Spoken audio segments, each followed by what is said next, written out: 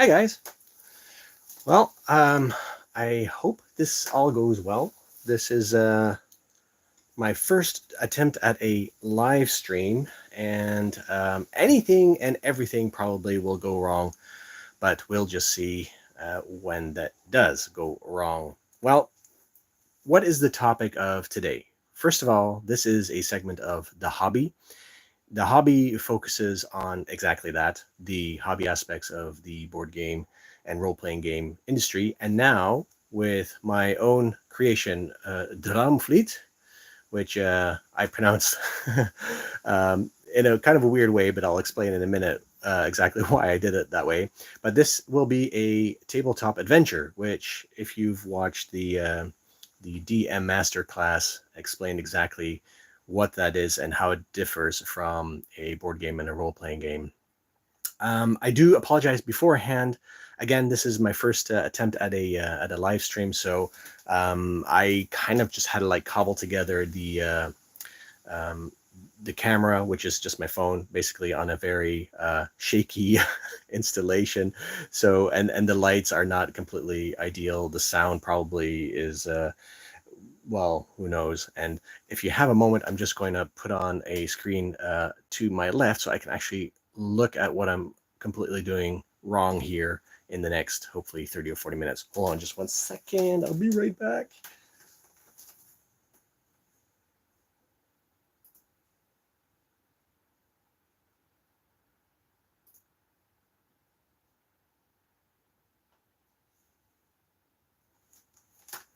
Okay, I am back. So, yeah, what are we going to talk about today? You can see the title of my tabletop adventure that I am going to propose today. Part of the reason why this is a live stream is because the community, that is you, will be a huge part in not only designing and developing, maybe even this tabletop adventure, because it's the first of its kind, but also today conceptualizing it. I have my handy dandy notebook here, which I have some questions that I'm going to ask the community, if anyone shows up, that is. Otherwise, there is always a Discord. You can find me on the One Stop Co-op Shop Discord, on the Co-op Guild Discord, and on the Adventure Board Game Discord. And in all three Discords, I have a thread or a forum in which we can just chat and exchange ideas. Anyway, this is also an excellent opportunity. Put otherwise things in the comments if you have questions or suggestions, because once again, this is all on us as a global community. Now, besides the title of this tabletop adventure, we also see some numbers, 1, 2, 3, 4, and 5. And these are the 5 points that I'm going to address today, and hopefully get some feedback, or at least provide some clarity as to what the heck we're actually doing here. Right. Okay. So DraumFlyte. I'm going to, I'm just going to move it a little bit to the bottom. Yeah, because we'll be rolling some dice, we're flipping some cards, looking at some examples, shuffling around with some tidbits that you see over here, and waving my almighty wand. Don't take that in the wrong context. Oh my God. Anyway, right. Number 1, first things first. Tabletop Adventures. Where did it all come from, this idea? Well, like I discussed in the DM Masterclass, I've been playing board games and role-playing games for a long time. In the last few years, not just because of the 2020 pandemic, but for other reasons, I've been playing more and more solo. I'm kind of a global nomad in the sense that I work in various different capacities as a consultant, as a graphic designer, a game designer, and UX designer. And so it takes me to various places. Now we're living in the Netherlands, but next year that could be in the States, or that could be in Vietnam, or somewhere, South Africa. It could be anywhere. So I have to pack all this stuff up and move around. Where was I going with this? I guess, oh yeah, that's kind of the reason why I play a lot of games solo. So number 1, very symbolically, the number 1 for 1 player.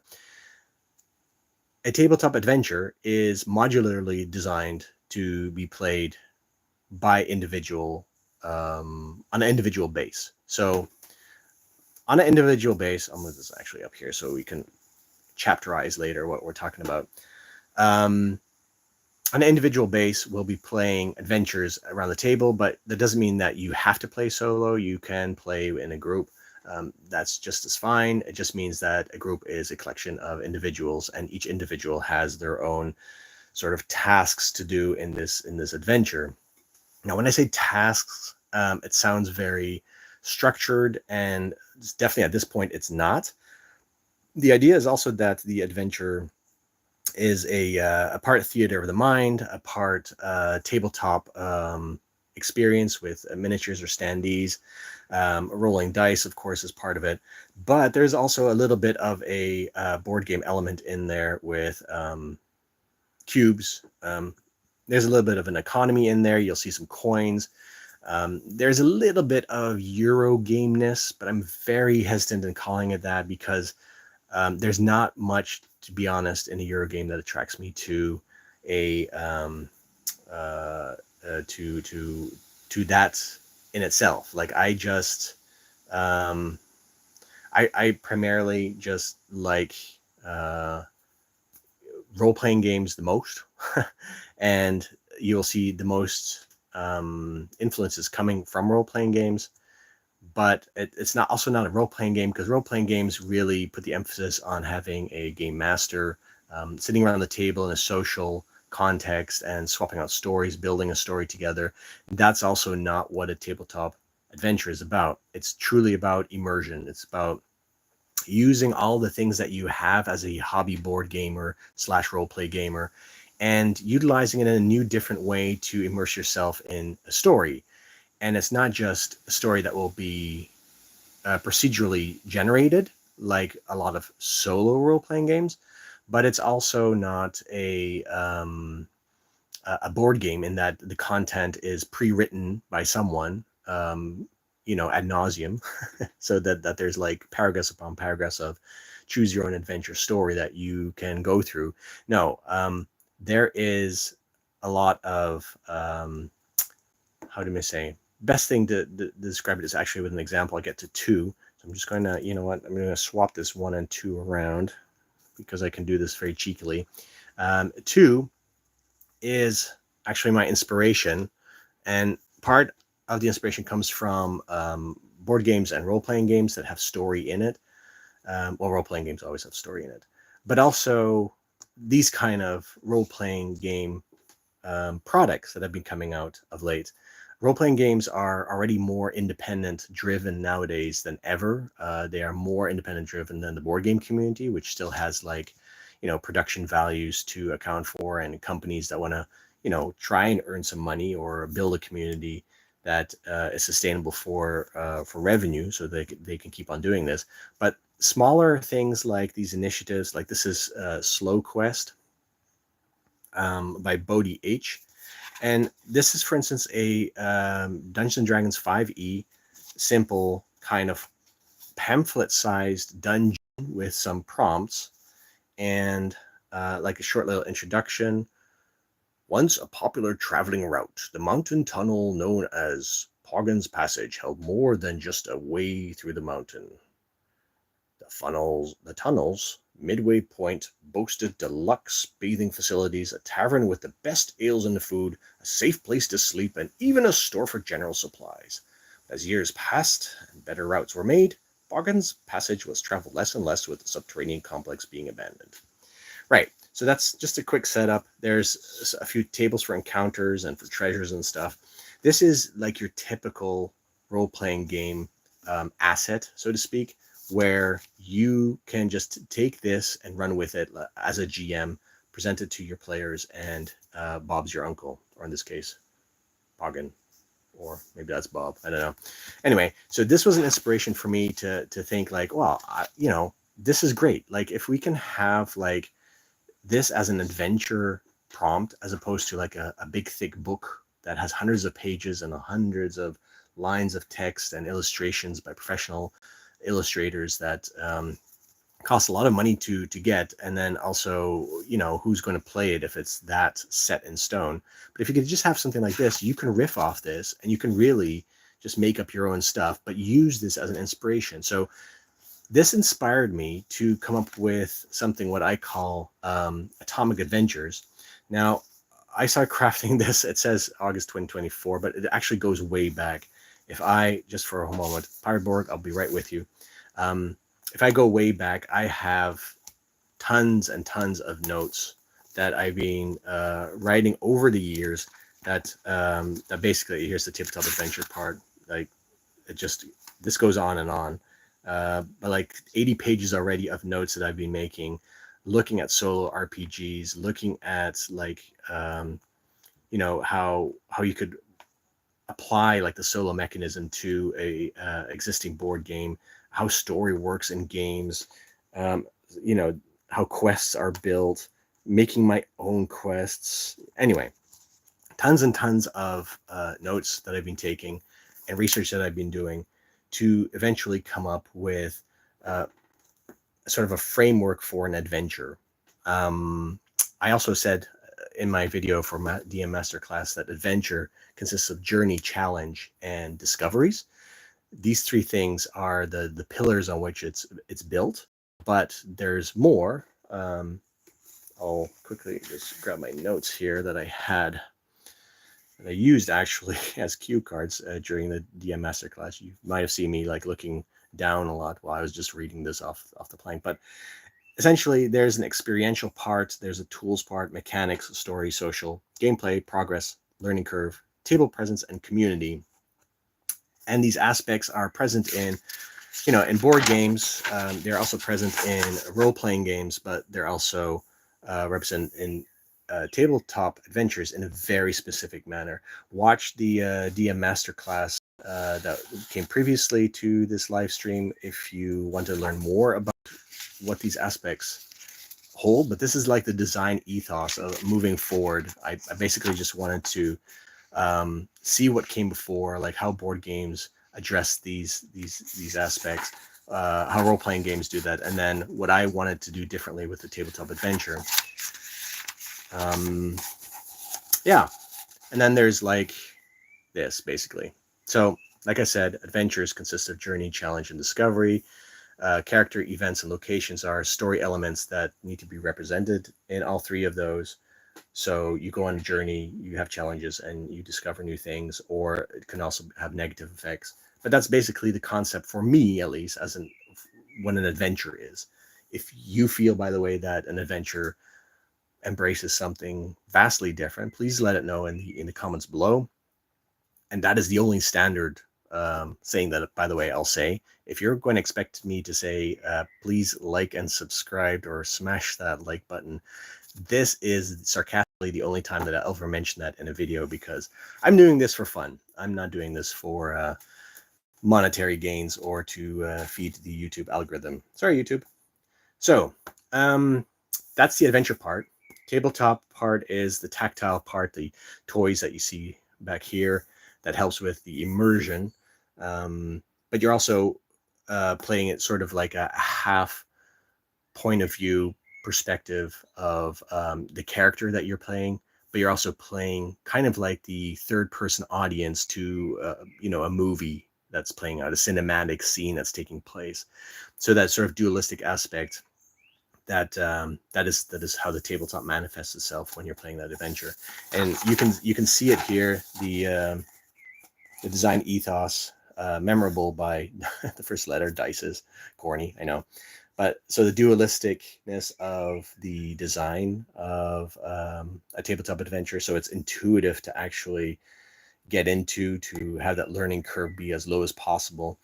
Immersion through cinematic means. The community, which was why we're here. I need you to help me build out this world for DraumFlyte. Now I'm pronouncing it differently. I did say how I was going to come back to how I invented this title, so might as well do it now, actually. No, first things first, let me finish this list. So yes, community, hobby, I need you. Elegance, it's is modular, the design, so can just start very small, and then we can grow out over time, and it will become like this whole world populated with input from various people, with various themes to the world and various adventures that we can go on. And it's sensory. Sensory just basically means we do everything that we can to reach that immersion into the cinematic experience of a tabletop adventure. Whew. Okay, so I feel like I just rattled off the entire concept of tabletop adventure, which I also did in the DM Masterclass, but that shouldn't deter from the fun. Cycling back, Atomic Adventures, that's part of DraumFlyte, and now I will pronounce DraumFlyte better. Let's just call it DraumFlyte.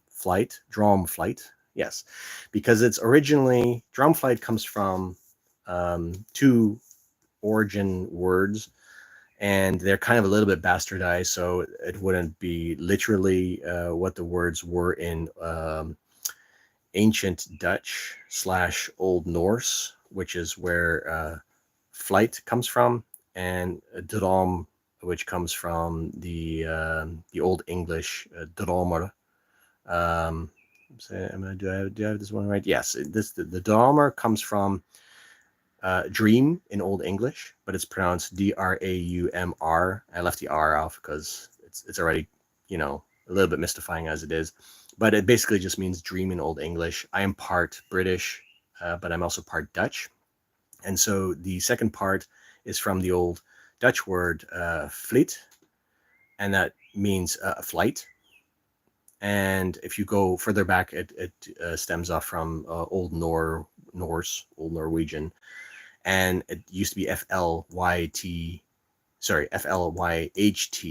and I also thought that was a little bit too much. So I kind of bastardized it a little bit, but at least this sounds a little bit more closer to something anyone can pronounce. DraumFlyte, that's perfectly fine enough.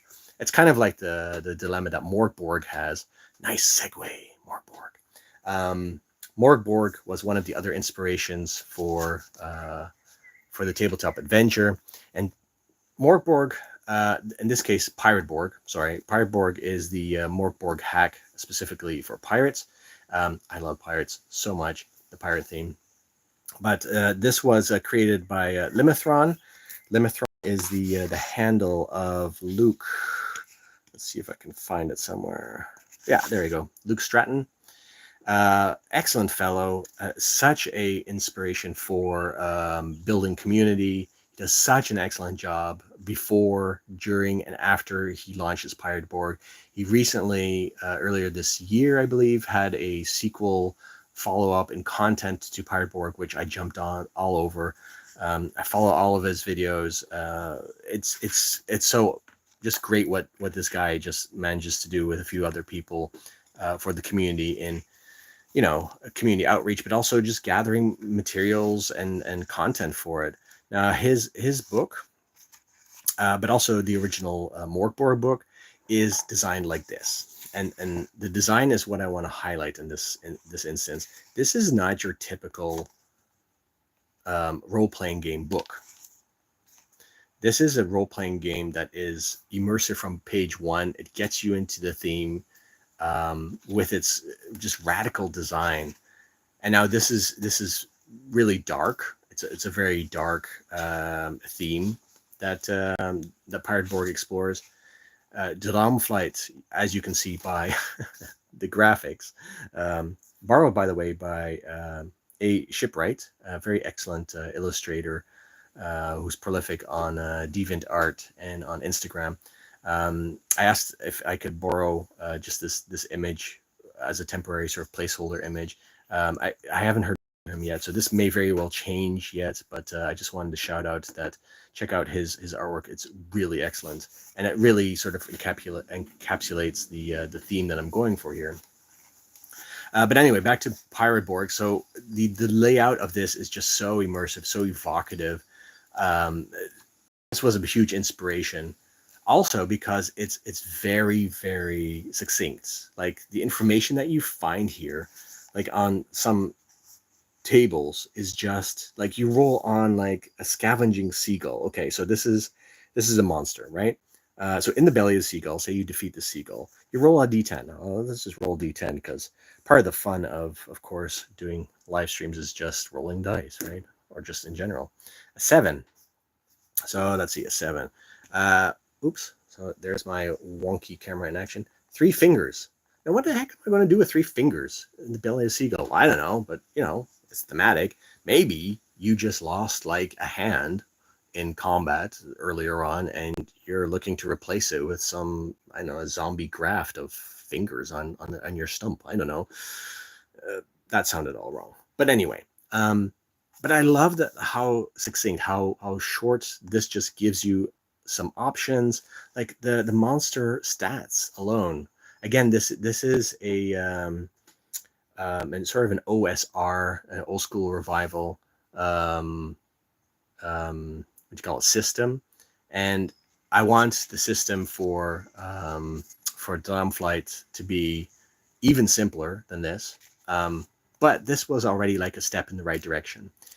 The graphic design, as a graphic designer myself, I love how this just looks. I feel, even if you didn't play this, which would be sacrilege already, but if you didn't play this, it was just a joy to just pour yourself a glass of rum and, put on some Pirates of the Caribbean in the background, or better yet, Black Sails, and then just read through it. It's awesome. Anyway, this does get me to another point of that I want to address. Where is it? I guess this was it. Was it? I thought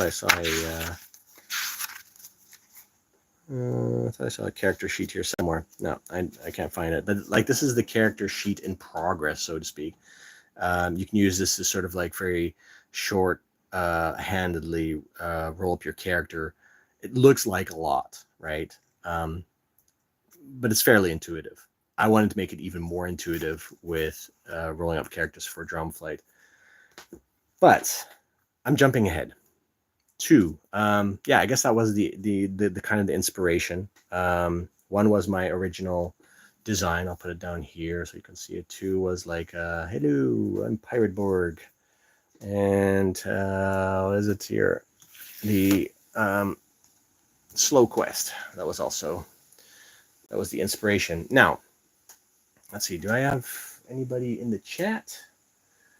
I sure hope this is going live, that people are able to follow it, that it's not just me just talking away and no one hearing me really, but we'll just do it on good faith.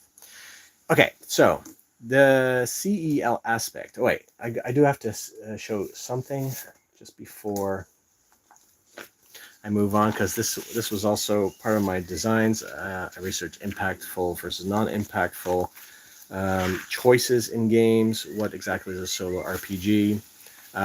But more importantly, at one point I had written this. I may have had a fever dream or something, but essentially this is like kind of the flow diagram of creating a character and then rolling into your first adventure, and then how you roll into the rest of the game.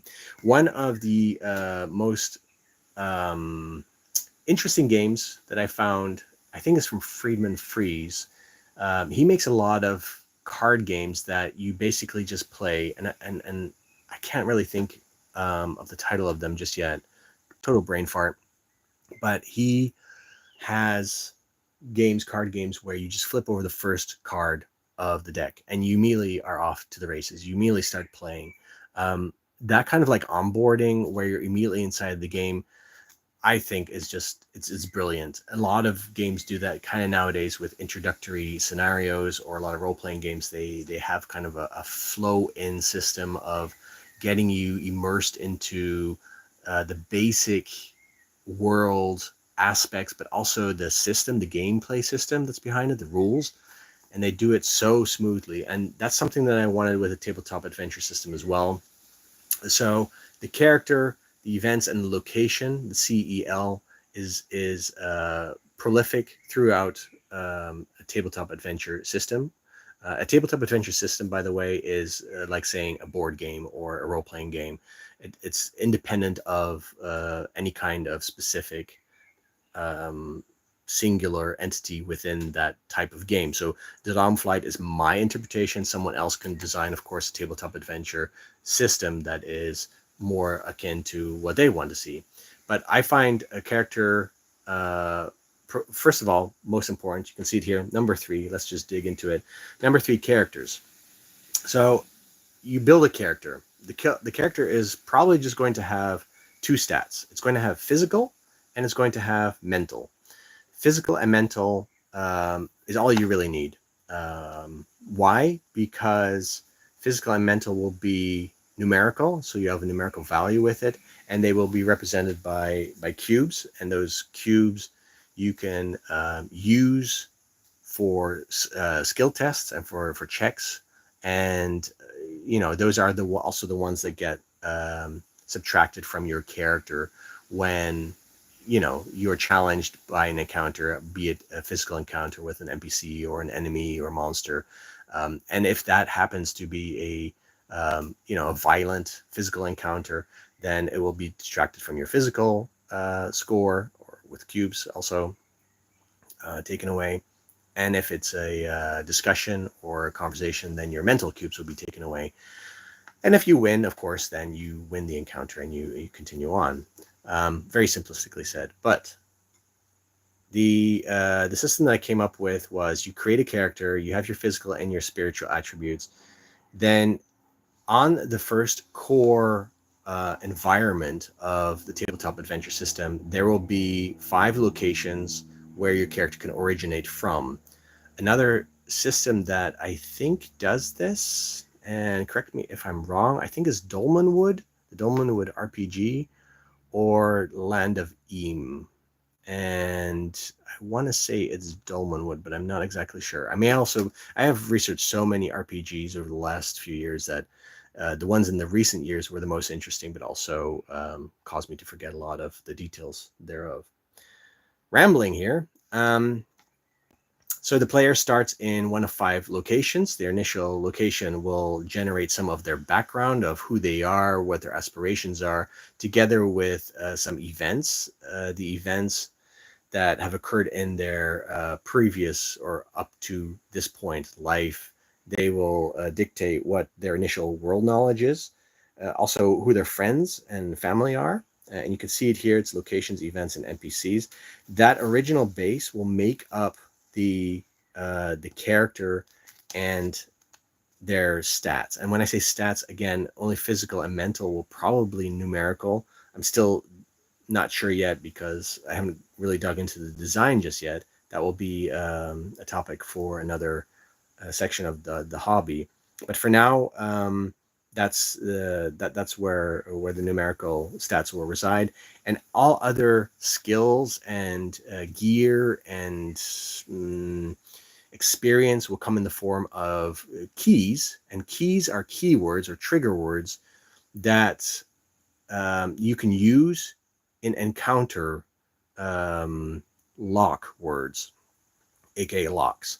And keys or keywords and locks or lock words, they are like dualistic words that match up with each other.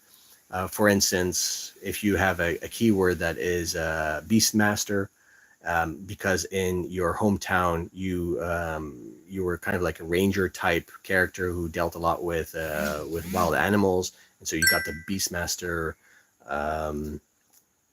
keyword attached to you. Then maybe later on you would encounter in your adventure a wolf, and a wolf is a beast, and your key of being Beastmaster with the lock word that is wolf, they connect with each other like very logically in a narrative sense, and so you already get like a bonus advantage then in that encounter with that wolf, for instance. That's a very simplistic way of putting the stats and the keys that you have in your character or on your character sheet in action. All right, I'm just going to go very quickly through this because there's kind of a lot to take in the first instance, and this should just be like an introductory video. My lords, already 30 minutes. Okay, so the first adventure would have you going to a new place or following a new lead, a plot, or meeting a new NPC. That could be the first adventure after your initial character creation process, and then sort of the world phase kicks in. The tabletop adventure, not just DraumFlyte, but a tabletop adventure in general, has two distinct phases. It has a character phase and a world phase. And the character phase, you do everything that you can as your character to push the adventure forward. All the proactive actions, they come into play. And in the world phase, the sort of the world reacts. This is what in a role-playing game a GM would do, or maybe a GM, or an automa, if I'm saying that correctly, which is basically in sort of artificial intelligence in a board game if you're playing it solo, or the board game itself. Like if you played Pandemic, for instance, Pandemic Legacy, then the Pandemic game would just have a card deck with events that take place that is kind of in their phase. Or in an Arkham Horror game, it would be the Mythos deck. And so those kind of decks, they play sort of the intelligence of the world, and that is also true in a tabletop adventure. I'm not going to go through this just yet because this requires a little bit more, explanation before we go into this. But just rest assured that the world phase controls the acts 1, 2, and 3 of any given adventure. The atomic adventure, as I showed earlier, has a very distinct kind of like procedure. Let me see if I can find it.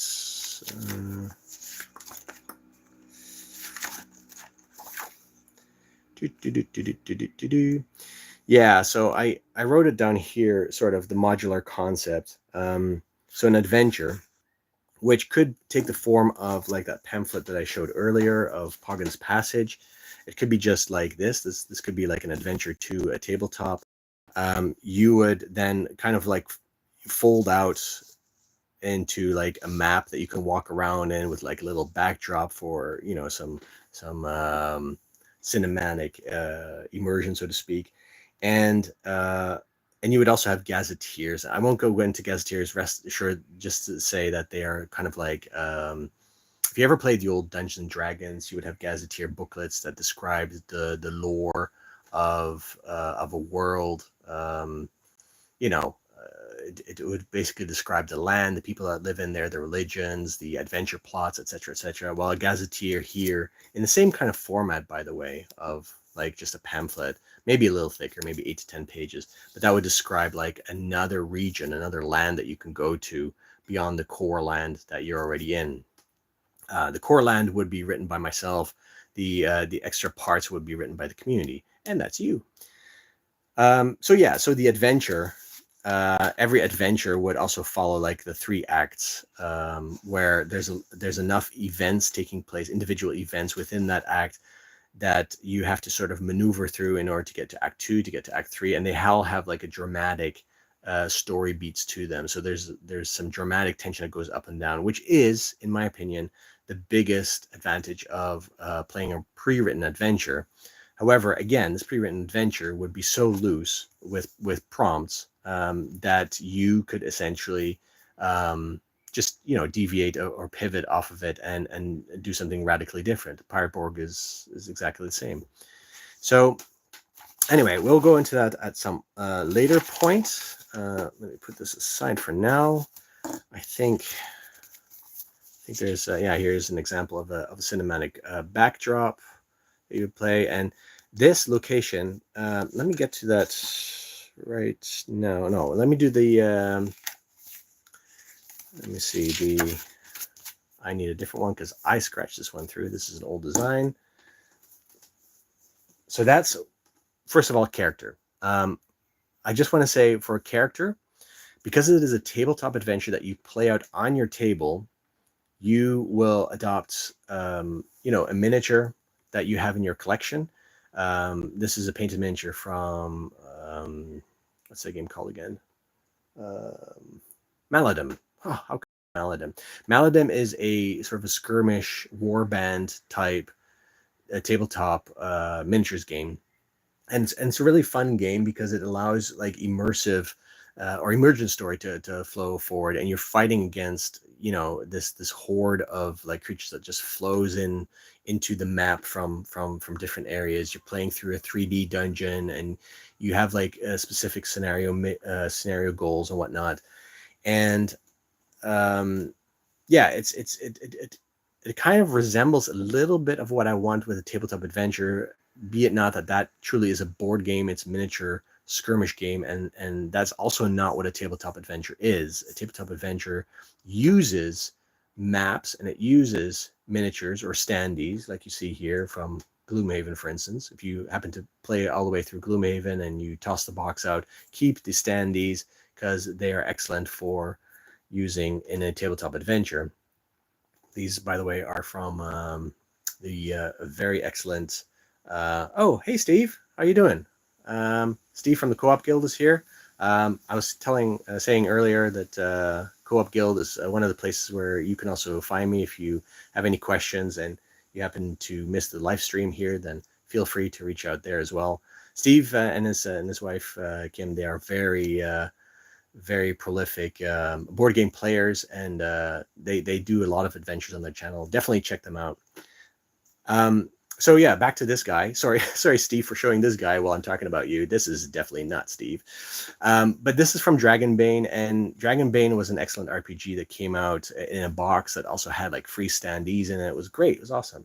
And you can repurpose that all for your tabletop adventure to sort of play the encounters out in front of you in cinematic moments, and really enjoy the immersive qualities, cinematic aspects with it. And you can do that with everything. You can even make your own terrain, like I have right here. It's just styrofoam that I basically blasted with some paint to make a rocky landscape. There are tons of companies that just do miniatures on little sprues that you can put together. You paint them up if you enjoy that kind of thing. But you can also just play. Yeah, the terrain is pretty awesome. Thanks, Steve. I think Steve is secretly trying to get me to paint up his Deep Rock Galactic stuff. And if not, I would be glad to do so, because Deep Rock Galactic has some awesome miniatures and some terrain that I made myself for it. I'll maybe show it one day. But even if you don't have any of that kind of stuff, like just use meeples from other games. Like this is, I think, from, do I remember what this is? This might be Charterstone. I don't know. I culled the game because I had played all the way through it, but I kept the meeples, and you can use them for this. Characters is 0.3. That is something that's very important, because through the characters you look at the world that unfolds around you. The world will unfold around you in events. That's the E of CEL. Characters C, events E. And events can be rolled on tables with dice, of course, but you can also use standard poker cards. Here's a deck that I got. Boy, I wish I remembered the creator of it, but this one is called, oh my, Cernunnos Forest Starry Night. It's gorgeous. It's a really gorgeous deck. Of course you don't have to like bling out your game like that, but this is the deck that I use. I think they're not only gorgeous, but they're also very useful, because they have like these little keywords on top: order, wholeness, journey. Anyway, decks can also be used as a sort of an oracle, or if you want to draw events, there could be a table. For instance, in DraumFlyte, I want to have all the actions rolled by the character with dice, but events that occur throughout the world can be drawn with cards, because there's something very tactile about rolling a die. The D12 probably is going to star prominently in DraumFlyte. It's my favorite die to roll on. But say that you have a table from 1 to 12. You roll on something, sorry, it's off camera, but it's a 9. I don't have a table right now in front of me, but you would, you would get some kind of event. That's nice, but flipping a card is just as nice for a table, and you get a lot more options. Like here in this case, 2 diamonds, that could represent something that also has to do with creation. So maybe something blossoms in front of you in the landscape or something. So events, they will probably use a deck of cards. Now those are poker-sized cards. Yeah, the foils are really nice on that. And once again, I'm kind of like a sucker for bling. Like, look at this. This is a tarot deck, and the tarot deck gets even more gorgeous when you go inside. Let me just quickly show these off. Again, I'll probably put up the links to how to get these in the notes when I finally publish this video, just so everyone can get them. But like, these are tarot cards that now I want to say almost that these are AI generated, so I'm cringing a little bit because I bought these a while ago before I was kind of against AI. I have to do my research to see if these guys legitimately have used AI or not. They kind of look to be, but anyway. Yeah, but these are just gorgeous cards, and they are so inspirational. Like, if I just drew a card like right here, and I see the Page of Wands, and I see a person walking towards a light. That could be like in a dungeon where you finally find the secret passage that leads out of the dungeon, for instance. So all of this to just basically say that tarot cards can also very excellently be used to generate events. But all those events, whether you draw them or you roll for them, they will all be in these little booklets that have tables in them, for your particular adventure, or if you just go wandering off into the landscape in a gazetteer that describes the landscape for you and can basically tell you what can be found. Moving on. Characters, events, locations. Now, you've been probably staring at these maps for a while now. A little bit of an adventure gamer worth their salt will have like an RPG that has a glorious map in it. And even if you don't, a lot of board games nowadays are adventure games and they have glorious maps in them. These are all excellent inspiration for DraumFlyte.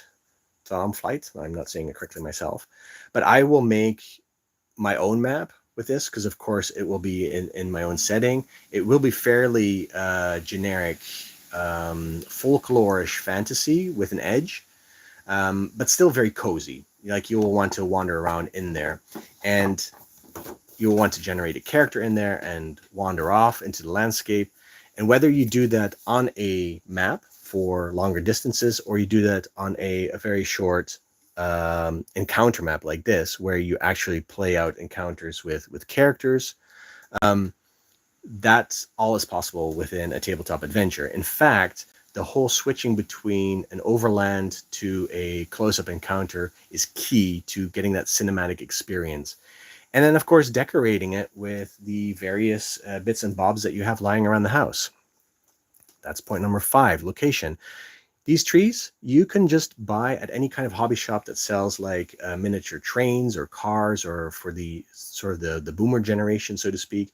These trees are coming like a dozen in a pack, and they're like, I think I paid like 12 euros for it or something. So roughly, $15 or something. But you can also get like some clay and mold your own like little tree stumps and rocks and little bits and pieces for in a swamp or in a forest or on a mountain, and then just paint them up with just a generic one color, put a little highlight on there, and boom, you've got your terrain. Other games, like for instance Chronicles of Drunagor, they have excellent chests that come with the game. It's a Creative Game Studios, I believe it's called. Or this is from Hellboy, the board game from Mantic Games. They had some flames, excellent for like a campfire. Like, these guys are just sitting around and they're talking and discussing.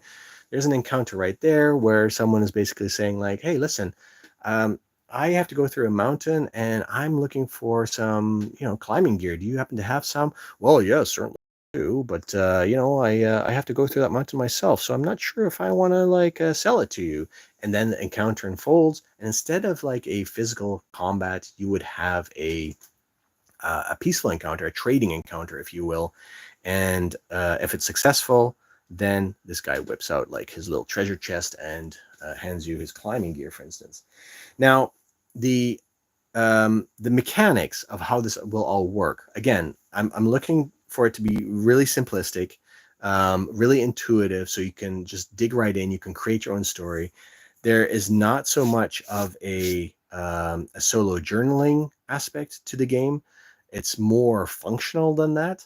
but the emergent story that you come up with, the theater of the mind, if you will, is definitely something that you can write down in like a journal that you have, and track your progress through the world. So I'm also eager to kind of hear from you guys, what your experiences are with solo play in particular, like when there's no one to engage with around the table and actually talk through a lot of stuff, build sort of that communal story. What do you do? Do you just sort of like keep it all to yourself and you just roll dice and you move on, or would you really like to just write things down on a piece of paper and write a little bit of your own story? These are things that I want to take into account with the DraumFlyte as well. So right, I'm running a little bit over time. It's 45 minutes, and I've talked so much. I'm glad that someone jumped on and kind of asked a few things or made a few remarks. But anyway, it's a very first live stream of the hobby and of Storytell. So the next one, hopefully, we'll get a little bit word of mouth. We'll continue onwards with questions that I might have, but things that I'm looking for the community to help me out with in designing DraumFlyte at this point in time, is the conceptualization of it all. Because I have some game mechanics worked out, and I have some. Thanks, Steve, for doing a great job. Yeah, I'll take it. Yeah, things that I'm looking for that I have not figured out yet is the scope, like how big this tabletop experience ought to be, like in terms of hours, in terms of how much adventure do you want to get out of it? I've already talked a little bit about the succinctness of the narrative aspect, that there will just be like keywords and maybe a sentence here or there. It's not fully written out. So it's not a full-on pre-written narrative adventure, but there will be a little bit of that. So how big of an experience do you hope to get out of it? Is it a small campaign, a longer campaign, a one-off maybe? And also, what are you willing to contribute to it? So the community input, once again, is very important. I will write the core experience and the core adventure of creating your character and going out on your first adventure. But then what? Then north, east, west, and south, there's areas that still need exploring. And I will have those rules of, procedurally generating encounters and locations and NPCs and stuff to all those areas. But we're also looking to have people write out these little adventures that take place in the various directions, and the gazetteers that describe those locations. More on that at a later date. And then finally, the experience. What kind of experience would you like to get out of the DraumFlyte? Is it something that interests you? If not, why not? Let me all know in the comments below. Otherwise, reach out to me on the Discords. I will ask the appropriate Discord moderators if it's okay to share the links for time being, so you can hop on there and start a dialogue. And that is it for today.